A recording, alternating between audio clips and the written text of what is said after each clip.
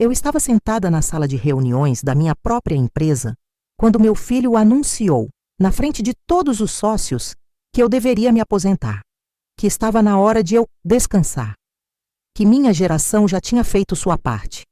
Ele tinha 42 anos, um terno caro demais para quem ainda não pagava as próprias contas sozinho, e aquele sorriso de quem acha que já ganhou. O que ele não sabia é que 3 dias depois eu estaria assinando os papéis que o tirariam de tudo, e que ele mesmo tinha me dado essa arma nas mãos. Meu nome é Helena. Tenho 58 anos e passei os últimos 35 construindo uma distribuidora de materiais de construção no interior de São Paulo. Comecei vendendo cimento de porta em porta, grávida de 7 meses do meu único filho, o Marcelo. O pai dele tinha morrido num acidente de moto 2 meses antes. Eu tinha 23 anos, uma barriga enorme, nenhum diploma e uma certeza. Não ia criar meu filho passando necessidade. Vendi cimento durante 3 anos. Carregava sacos nas costas, negociava com pedreiros, anotava tudo num caderninho. Aprendi a calcular margem de lucro antes de aprender a usar computador. Em 1995, aluguei um galpão pequeno e registrei a empresa. Distribuidora Santa Helena. O nome era uma homenagem a mim mesma. Eu merecia. O Marcelo cresceu entre pilhas de tijolos e sacos de argamassa. Fez lição de casa sentado no escritório apertado, que eu dividia com a Célia, minha primeira funcionária. Comeu marmita quentinha que eu esquentava no micro-ondas velho que comprei numa promoção. Usou uniforme de escola pública e nunca reclamou. Ele era um menino bom, carinhoso, grudento. Me chamava de minha rainha. Dizia que quando crescesse ia trabalhar comigo. E a gente ia ser a dupla mais forte da cidade. Eu acreditei. A empresa cresceu devagar, mas cresceu. Consegui contratos com construtoras. Ampliei o galpão, comprei caminhões, contratei motoristas. Em 2005, a Santa Helena já era referência na região. Eu tinha suado sangue, dormido pouco, aberto mão de namoros, de viagens, de festas, tudo para o Marcelo ter um futuro, tudo para ele ter o que eu não tive. Paguei faculdade particular para ele, administração de empresas numa universidade boa em São Paulo. Ele saía de casa domingo à noite e voltava sexta. Eu bancava aluguel, comida, livros, balada, tudo. Nunca pedi nada em troca. Só queria que ele estudasse, que aprendesse, que voltasse preparado para me ajudar. Ele voltou. Mas voltou diferente. Formou-se em 2010.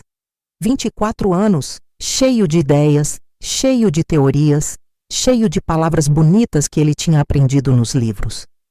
Entrou na empresa como gerente administrativo. Eu estava feliz. Meu filho, formado, trabalhando comigo.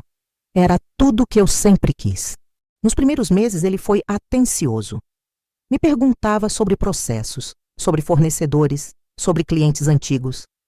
Anotava tudo, participava das reuniões, ficava até tarde revisando planilhas. Eu olhava para ele e sentia orgulho. Pensava, consegui. Criei um homem de bem. Só que aos poucos, as perguntas foram mudando de tom. Ele começou a questionar decisões, a sugerir mudanças, a dizer que as coisas precisavam ser modernizadas, que a empresa não podia ficar parada no tempo, que processos antigos travavam o crescimento. No começo eu ouvi. Afinal, ele tinha estudado, tinha conhecimento técnico, tinha a cabeça fresca. Implementamos algumas mudanças. Sistema novo de estoque, controle digital de vendas, um site. Deu certo. A empresa melhorou. E eu fiquei orgulhosa. Mas o Marcelo não parou por aí. Ele começou a trazer amigos da faculdade para trabalhar na empresa. Gente jovem, cheia de diploma, cheia de ambição. Criou cargos novos, departamentos que antes não existiam. Contratou um diretor financeiro, uma gerente de marketing, um analista de processos, gente que ganhava bem, gente que ele confiava mais do que confiava em mim. Eu deixei. Pensei que era evolução. Pensei que era ele tomando as rédeas, assumindo responsabilidade. Pensei que era isso que uma mãe devia fazer. Dar espaço para o filho crescer. Em 2013, Ele me procurou com uma proposta. Queria que a gente formalizasse a sociedade. Até então, a empresa era minha, 100% minha. Ele era funcionário, mesmo sendo meu filho. Mas ele argumentou que para a empresa crescer de verdade, a gente precisava de estrutura jurídica sólida, que investidores olhavam para a governança corporativa, que eu precisava pensar no futuro, na sucessão. Eu hesitei, mas ele insistiu. Trouxe um advogado, um contador, um monte de gente explicando como aquilo ia ser bom para todos nós. E no final, eu cedi. Fizemos um contrato de sociedade. Eu ficava com 70%, ele com 30%. Parecia justo. Afinal, eu tinha construído tudo. Ele estava só começando. O que eu não sabia é que aquele contrato tinha cláusulas que eu não entendi direito. Naquela época, minha vida já não girava só em torno da empresa. Eu tinha começado a namorar o Paulo, um engenheiro civil que conheci numa feira de construção. Ele era viúvo, tinha 2 filhos já adultos, era carinhoso, presente. Pela primeira vez em décadas, eu me permiti ser mulher. Não só empresária, não só mãe, mas mulher. O Marcelo não gostou. Nunca disse diretamente, mas eu sentia. Ele ficava irônico quando eu saía mais cedo para jantar com o Paulo. Fazia piadinhas sobre romance de terceira idade. Revirava os olhos quando eu comentava que ia viajar no fim de semana. Eu fingia que não via. Achava que era ciúme bobo, coisa passageira. Achava que ele ia se acostumar. Não se acostumou. Em 2015, o Marcelo casou com a Fernanda, uma moça bonita, educada, formada em direito. Eu gostei dela. Achei que era uma boa menina que ia fazer meu filho feliz. Paguei o casamento inteiro. Buffet, igreja, lua de mel em Cancún. Dei de presente para eles um apartamento. Quitado. No meu nome, mas para eles morarem. Eu achei que ele ia agradecer, que ia me abraçar, me chamar de rainha de novo, como quando era criança. Ele agradeceu, mas agradeceu do jeito que você agradece um garçom que trouxe a conta. Educado, distante, automático. A Fernanda engravidou logo. Em 2016 nasceu a Laura, minha primeira neta. Eu estava radiante. Comprei berço, carrinho, enxoval completo. Me ofereci para ajudar com tudo.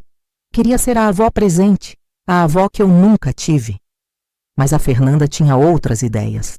Ela era daquelas mulheres modernas que leem livros sobre criação com apego, que seguem influenciadoras gringas, que acham que sabem tudo.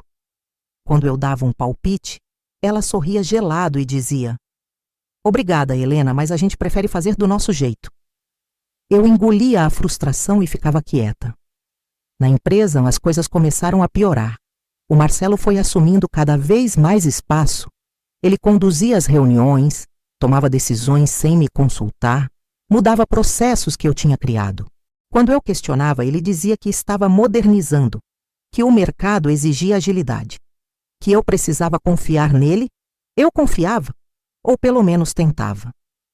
Mas teve um dia, em março de 2017, que eu percebi que algo estava errado. Eu estava no escritório, revisando os relatórios financeiros, quando notei uma transferência grande para uma conta que eu não conhecia. Chamei o Marcelo para perguntar.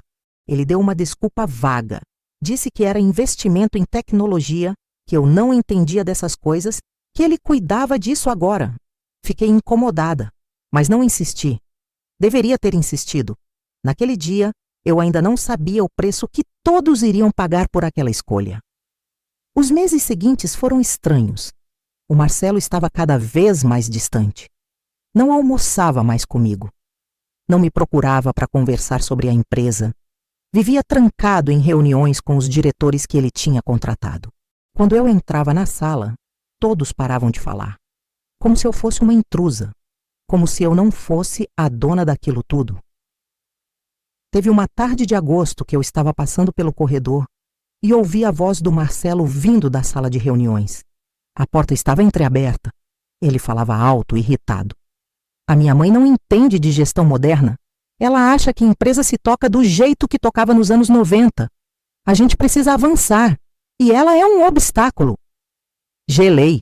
Fiquei parada ali, escondida, ouvindo meu filho falar de mim como se eu fosse um problema a ser resolvido. Um dos diretores respondeu: "Mas ela ainda tem 70% da empresa, Marcelo. Não dá para fazer nada sem ela." "Eu sei", ele disse, "mas isso vai mudar. Eu só preciso de tempo e de estratégia." Saí dali tremendo, não de medo, de raiva, de decepção, de uma dor que eu não sabia que cabia dentro de mim. Cheguei em casa, sentei no sofá e chorei. Chorei sozinha, em silêncio, porque o Paulo estava viajando a trabalho e eu não tinha ninguém para dividir aquilo. Eu tinha dado tudo para aquele menino, tudo. E ele me via como um obstáculo. Mas eu não ia desmoronar. Não dessa vez.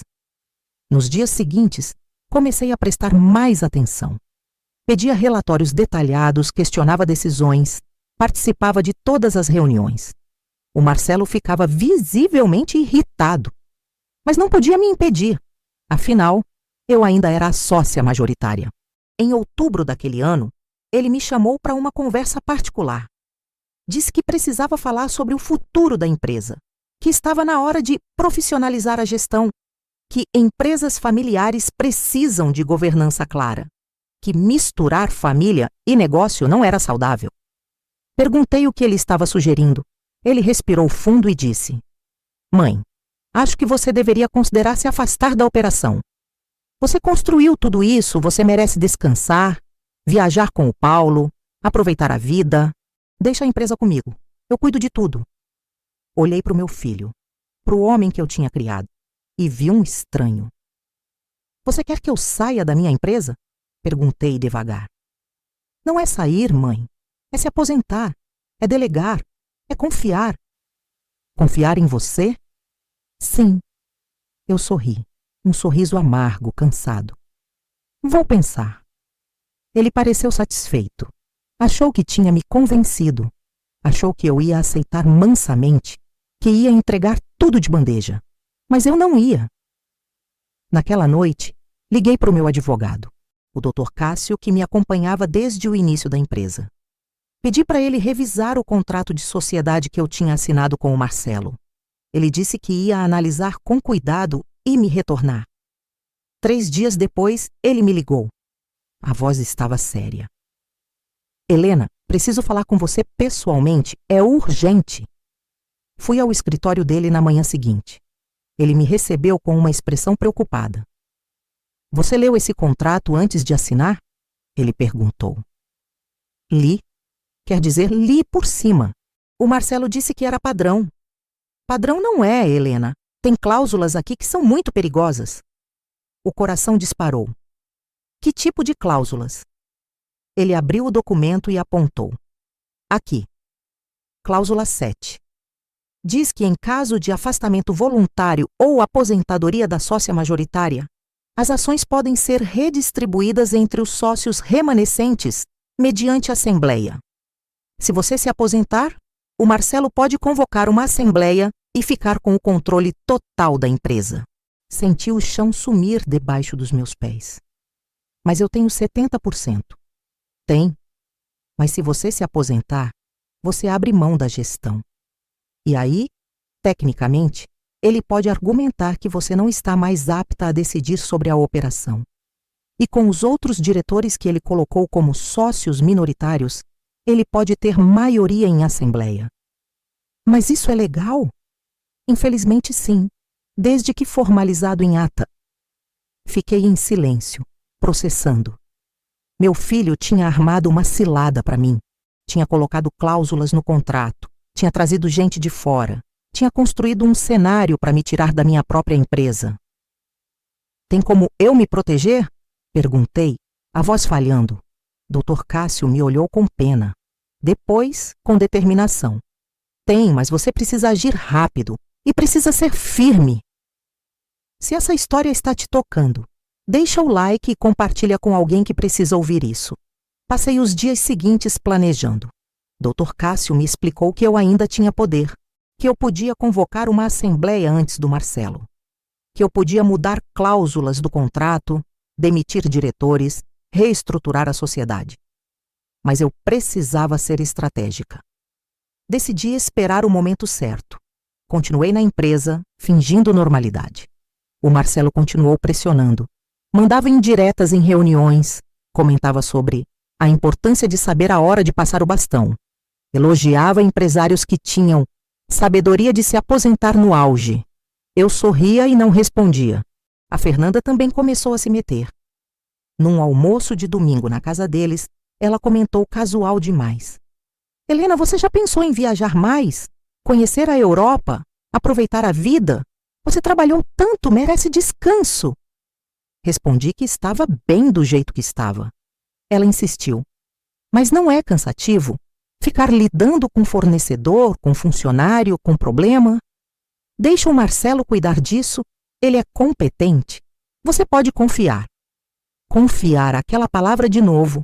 O Paulo percebeu que eu estava estranha. Uma noite, deitados na cama, ele perguntou o que estava acontecendo. Contei tudo. Ele ficou furioso. Esse moleque está tentando te roubar, Helena. Isso é golpe. Ele é meu filho. E daí? Filho também erra. Filho também pode ser ingrato. Ele tinha razão. Mas doía admitir. O Paulo me abraçou e disse: você não é obrigada a aceitar desrespeito, nem de filho.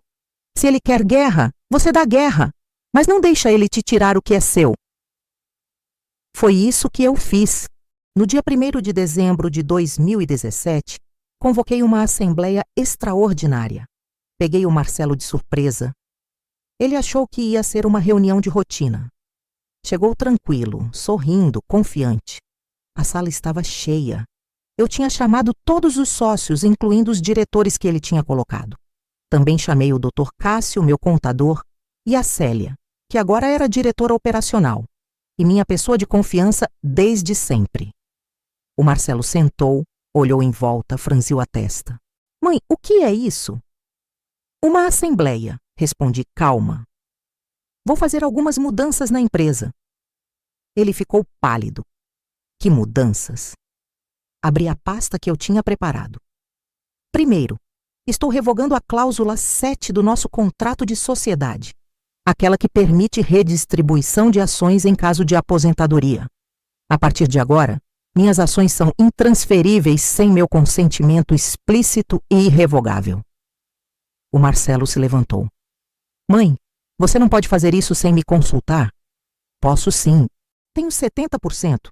Tenho poder para isso. Ele olhou para o advogado dele, que estava na sala também. O homem apenas acenou que sim, que eu podia. Continuei. Segundo, estou destituindo 3 dos 5 diretores contratados nos últimos 4 anos. Eles serão indenizados conforme a lei, mas não fazem mais parte do quadro societário. Você está louca? Ele gritou. Eles são essenciais para a empresa. Eles são essenciais para você, Marcelo. Não para a empresa. A empresa funcionava muito bem antes deles. Isso é um absurdo. Eu não aceito. Você não precisa aceitar. Você tem 30%. Eu tenho 70%. Eu decido. Ele ficou vermelho. As veias do pescoço saltadas. Você está fazendo isso porque é orgulhosa demais para admitir que envelheceu. Que não consegue mais tocar uma empresa moderna. Respirei fundo. Não ia deixar ele me desestabilizar. Eu estou fazendo isso porque você tentou me tirar da minha própria empresa, Marcelo. Porque você colocou cláusulas escondidas no contrato. Porque você trouxe gente de fora para me isolar. Porque você me tratou como um obstáculo, não como sua mãe. Ele abriu a boca para responder, mas não saiu som. E tem mais, continuei. Estou assumindo de volta a presidência executiva. Você continua como diretor administrativo, mas todas as decisões estratégicas passam por mim. Todas. E se você não concordar, você pode vender suas ações e sair. Silêncio absoluto na sala. O Marcelo me olhou com ódio puro. Você vai se arrepender disso. Talvez, respondi. Mas prefiro me arrepender de ter sido dura do que de ter sido idiota. Ele saiu batendo a porta. A assembleia continuou. Formalizei tudo em ata. Os diretores que eu demiti assinaram os documentos, pegaram suas indenizações e foram embora. A Célia assumiu a diretoria financeira. Contratei um advogado novo, especializado em direito empresarial, para revisar todos os contratos e processos. E a empresa não desmoronou. Pelo contrário. Nos meses seguintes, eu reassumi o controle com força total. Renegociei contratos com fornecedores, retomei relações antigas, cortei gastos desnecessários. A Santa Helena não precisava de tanta modernização. Precisava de gestão séria, de respeito aos clientes, de trabalho honesto. O Marcelo continuou trabalhando, mas estava ressentido, distante, frio. A gente mal se falava. Ele cumpria as obrigações dele, mas sem entusiasmo, como um funcionário qualquer. A Fernanda parou de me convidar para os almoços de domingo. A Laura, minha neta, eu via cada vez menos. Quando eu perguntava se podia visitá-las, sempre tinha uma desculpa. A Laura está gripada. A gente vai viajar. Hoje não dá, Helena. Doía muito, mas eu não ia implorar. O Paulo me segurou nessa fase. Ele me lembrava todo dia que eu tinha feito a coisa certa, que dignidade não tem preço, que filho que não respeita a mãe não merece condescendência. E ele tinha razão. Em março de 2018, 3 meses depois da assembleia, o Marcelo me procurou. Bateu na porta do meu escritório, entrou sem esperar resposta, jogou uma pasta em cima da mesa. Tô saindo da empresa. Olhei para ele. Saindo? Vou vender minhas ações. Já tenho comprador. Um grupo de investidores que está interessado. Você tem direito de fazer isso, mas eu tenho direito de preferência.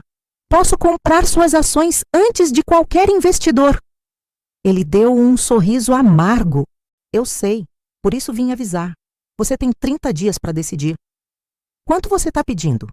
Ele falou o valor. Era alto, muito alto, mas justo considerando o tamanho da empresa. Vou pensar. Pensa rápido.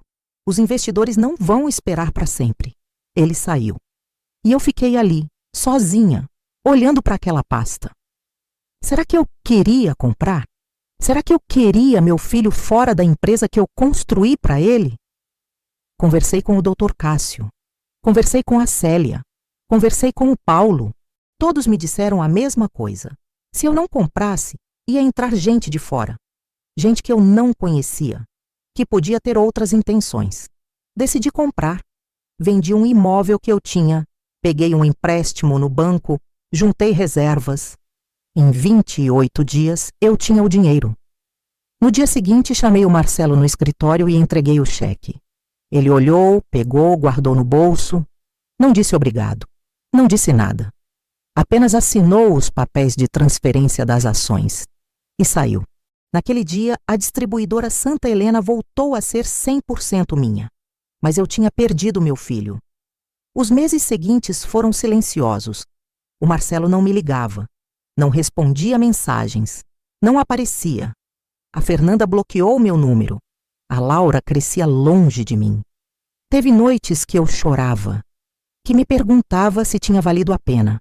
Se eu não deveria ter apenas aceitado, apenas me aposentado, apenas entregue tudo para ele. Mas aí eu lembrava da humilhação, da traição, do desrespeito. E sabia que tinha feito o certo. A empresa continuou crescendo.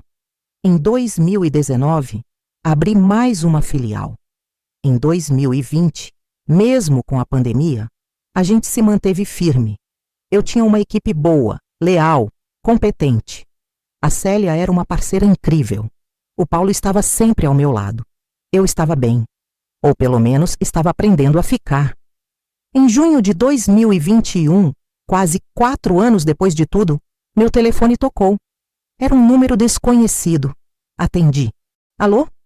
Helena, é a Fernanda. Meu coração disparou. Fernanda, oi? Eu preciso falar com você. Pessoalmente, pode ser? Claro, quando? Hoje? Agora? Algo na voz dela estava diferente. Frágil, assustada. Pode vir aqui em casa. Ela chegou 1 hora depois. Estava magra, pálida, com olheiras fundas. Entrou, sentou no sofá, ficou olhando para as próprias mãos. O Marcelo, ele começou e parou. Respirou fundo. Ele perdeu tudo, Helena. Como assim? O dinheiro que ele recebeu da venda das ações. Ele investiu num negócio. uma startup de tecnologia.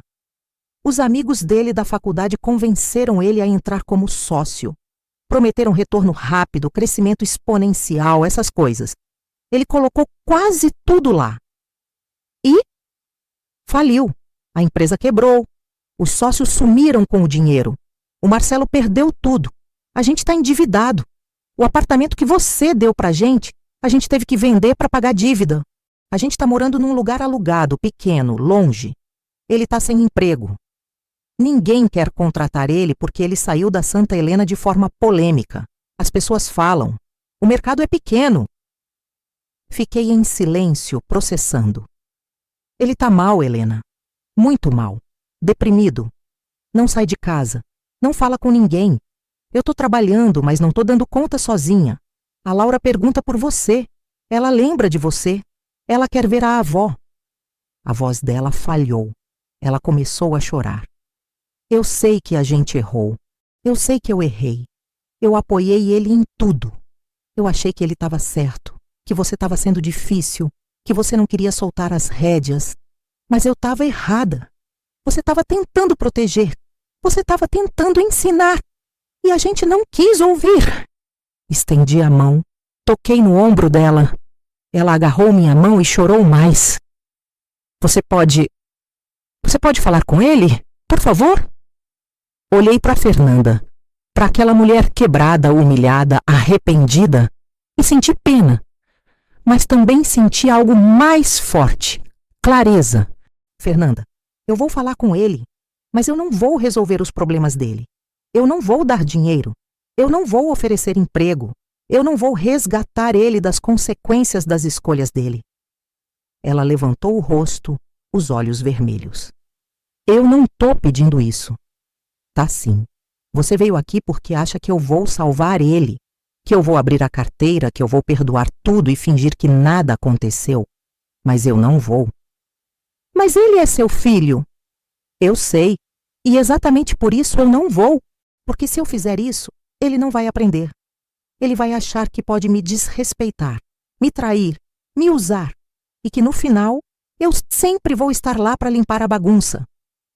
Ela ficou quieta. Mas eu vou falar com ele, continuei. Vou ouvir, vou estar presente. Se ele quiser reconstruir a relação, eu estou disposta. Mas com respeito, com honestidade, com humildade. E se ele não quiser, eu vou sobreviver, porque eu já sobrevivi a coisa pior. Fernanda assentiu, limpou o rosto, se levantou. Obrigada, Helena. Não precisa agradecer. Eu não estou fazendo isso por você.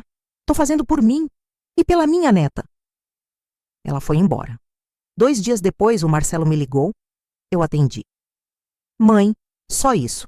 Uma palavra, mas carregada de tanta coisa. Arrependimento, vergonha, cansaço. Oi, filho. Silêncio do outro lado. Depois a voz dele baixa, quebrada. Eu estraguei tudo. Estragou. Eu achei que sabia mais que você, que eu era mais esperto, mais preparado. Eu achei que você era do passado, que eu era o futuro. E agora? Agora eu não sei o que eu sou. Eu não tenho nada. Perdi dinheiro, perdi respeito, perdi dignidade. As pessoas riem de mim, dizem que eu tentei passar a perna na própria mãe e me dei mal. E você tentou. Tentei. Ele soluçou. Eu sinto muito, mãe. Eu sinto muito. Fechei os olhos, respirei fundo. Marcelo, eu te perdoo. Mas perdoar não significa esquecer. Não significa voltar a ser como era antes. Você me machucou. Você me traiu. E isso deixou marca. Eu sei. Se você quer reconstruir alguma coisa comigo, vai ter que ser devagar, com paciência, com prova, não com palavras, com atitudes. Eu quero, mãe, eu quero muito. Então começa agora. Me respeita. Respeita meu espaço, minhas decisões, minha vida. Não vem pedir dinheiro, não vem pedir emprego, não vem pedir salvação. Vem pedir perdão de verdade e vem disposto a mudar. Tá bom. E uma coisa, Marcelo. Fala. Eu quero ver minha neta. Regularmente. Sem desculpas, sem manipulação. Ela é inocente em tudo isso. E eu não vou perder ela por causa dos seus erros. Pode ver quando quiser. Desliguei o telefone e fiquei ali, sentada na sala, olhando para a parede. Eu não sabia se ele ia cumprir. Não sabia se ele tinha mudado de verdade. Mas eu sabia uma coisa. Eu tinha me mantido firme. Eu não tinha cedido. Eu não tinha me anulado. E isso, por si só, já era uma vitória. Nos meses seguintes, o Marcelo apareceu. Devagar. Primeiro me ligava uma vez por semana. Depois passava em casa para tomar café. Trazia a Laura. A menina corria para os meus braços, me chamava de vovó, pedia bolo, pedia colo. Eu matava a saudade. A Fernanda também mudou. Ficou mais humilde, mais respeitosa. Me pedia conselhos. Me agradecia pela paciência. O Marcelo conseguiu um emprego. Não era grande coisa. Era vendedor numa loja de materiais de construção. Ganhava salário fixo, comissão pequena, mas era honesto e ele trabalhava duro. Um dia ele me disse: "Mãe, eu tô começando de novo, do zero, do mesmo lugar que você começou." "É", respondi, "mas você tem uma vantagem." "Qual?" "Você tem uma mãe que já passou por isso e que pode te ensinar, se você quiser aprender." Ele sorriu. Um sorriso pequeno, cansado, mas sincero. "Eu quero." E ele aprendeu. Não foi rápido, não foi fácil. Teve recaídas. Teve momentos em que ele voltou a ser arrogante, a achar que sabia mais, a questionar minhas decisões. Mas quando isso acontecia, eu parava, olhava nos olhos dele e dizia: "Marcelo, você quer mesmo voltar para aquele lugar?" E ele recuava. Em 2023, 7 anos depois de tudo, a gente almoçou juntos num domingo. Ele, a Fernanda, a Laura, eu e o Paulo. Foi gostoso. Leve. A gente conversou sobre trabalho, sobre a Laura, sobre planos. No final, quando ele ia embora, ele me abraçou. Um abraço longo, apertado. "Obrigado, mãe, por não ter desistido de mim." "Eu nunca desisti de você, Marcelo. Eu só me recusei a deixar você me desrespeitar." Ele assentiu. "Eu entendo agora." E eu acredito que ele entendeu. Hoje, em 2026, eu tenho 58 anos. A distribuidora Santa Helena continua crescendo. Eu ainda trabalho todo dia. Ainda tomo decisões. Ainda comando. Porque essa empresa é minha. Foi eu quem construí. E ninguém vai me tirar dela enquanto eu estiver viva e lúcida. O Marcelo trabalha comigo de novo. Não como sócio, como funcionário. Gerente de vendas. Ele pediu. Disse que queria aprender de novo, do jeito certo. Eu aceitei. Mas com regras claras, com limites, com respeito, e ele tem cumprido. A Laura tem 10 anos agora. Vem para minha casa todo sábado, a gente faz bolo junto. Ela me conta sobre a escola, sobre as amigas, sobre os sonhos. E eu ouço, com atenção, com carinho, com presença. Eu casei com o Paulo no ano passado. Foi uma cerimônia pequena, só família próxima e amigos queridos. O Marcelo estava lá. Fez um discurso emocionado, pediu desculpas publicamente, agradeceu ao Paulo por cuidar de mim. Foi bonito. Mas eu sei que a vida não é conto de fadas. Sei que as coisas podem mudar, que pessoas podem voltar a errar, que limites precisam ser reafirmados todo dia. E eu tô pronta para isso. Porque eu aprendi uma coisa nesses anos todos. Amor não é aceitar tudo. Amor não é se anular. Amor não é implorar por respeito. Amor verdadeiro exige dignidade. Exige limite. Exige que a gente se valorize o suficiente para não aceitar migalhas. E ser mãe não significa ser capacho.